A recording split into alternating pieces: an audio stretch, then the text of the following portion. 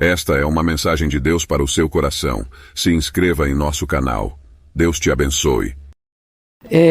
Quando acontece a queda lá no Éden, Deus vai sentenciar a serpente, vai sentenciar Eva e vai sentenciar Adão. Serpente, para entender, Lúcifer ou não? É Lúcifer. No caso aqui, uma personificação, porque o Lúcifer, que é um espírito, não tem corpo, se personifica, usando um aparelho, usando um instrumento para se aparecer. Então está escrito aqui o seguinte, a fala de Deus à serpente.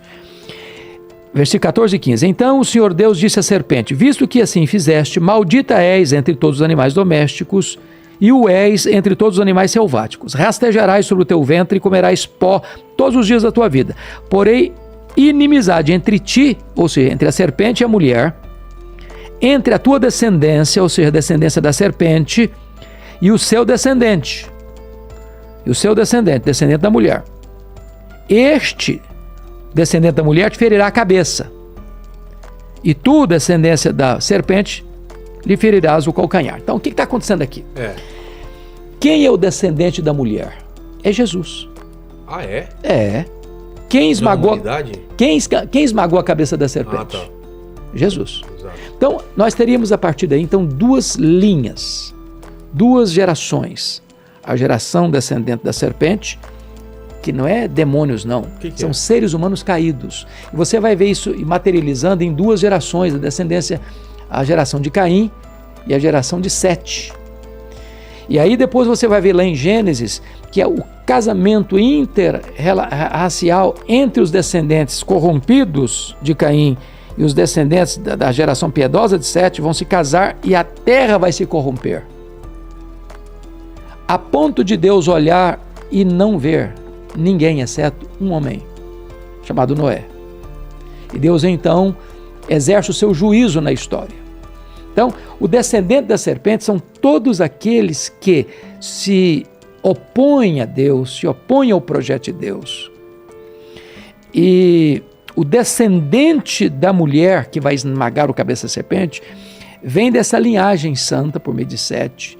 E depois você vai perceber de Abraão. Mas não é contaminada também em algum momento? Sim, é contaminada no sentido de pecado, todo pecado. Mas a descendência que vai andar com Deus, vai se tornar povo de Deus, vai ser separado por Deus.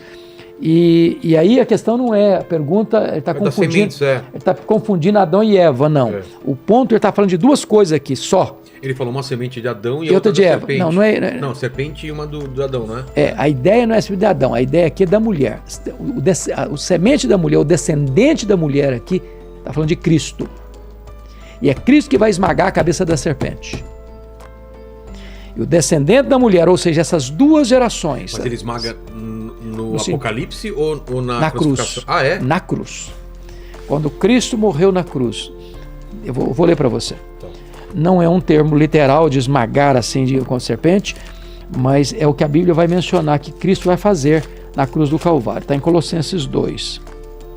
Está escrito o seguinte: quando Cristo foi para a cruz, tendo cancelado o escrito de dívida que era contra nós, que constava de ordenanças, o qual nos era prejudicial, removeu inteiramente, encravando na cruz, despojando os principados e as potestades, publicamente os expôs ao desprezo, triunfando deles na cruz. A ideia de vitória esmagadora. Entendi. Então, Jesus derrota, ele desfez as obras do diabo. Ele tem uma derrota aparente, mas na verdade é uma vitória. Porque aos olhos das pessoas ele perdeu, ele morreu.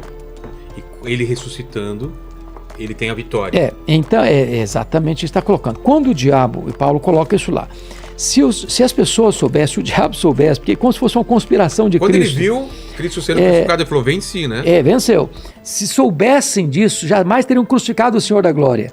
Exato, porque crucificando... parecia que estava levando a uma vitória retumbante. Exato. E, na verdade... deu tudo errado, né? Quando Jesus entrou na morte, arrancou o aguilhão da morte, matou a morte e ressurgiu, inaugurando a imortalidade. E na cruz, então, Jesus esmaga a cabeça da serpente. Porque a nossa redenção, ela é conquistada na cruz. Isso é um ato maravilhoso, porque a cruz, Deus exerce ali duas coisas muito importantes. A cruz é o exemplo máximo do amor de Deus e a cruz é o exemplo máximo da justiça de Deus. Por que Jesus morreu na cruz? Será que ele morreu porque sucumbiu diante do poder de Roma? Porque ele sucumbiu à estratégia do Sinédrio? Porque foi traído por Judas, negado por Pedro? Porque Pilatos covardemente o condenou, apesar de estar ciente da sua inocência? Por que ele morreu na cruz? A Bíblia diz que ele morreu na cruz porque o Pai o entregou por amor. E Deus amou-nos quando nós éramos fracos, ímpios, pecadores, inimigos. Deus amou eternamente os objetos da sua ira, porque nós éramos filhos da ira. Deus provou o seu amor para conosco pelo fato de Cristo ter morrido por nós, sendo nós pecadores. Então, ali está o máximo amor de Deus. Se você quer saber como Deus ama você, você não vai encontrar em letras de fogo nas nuvens, eu te amo. Você vai encontrar esculpido na cruz do seu Filho.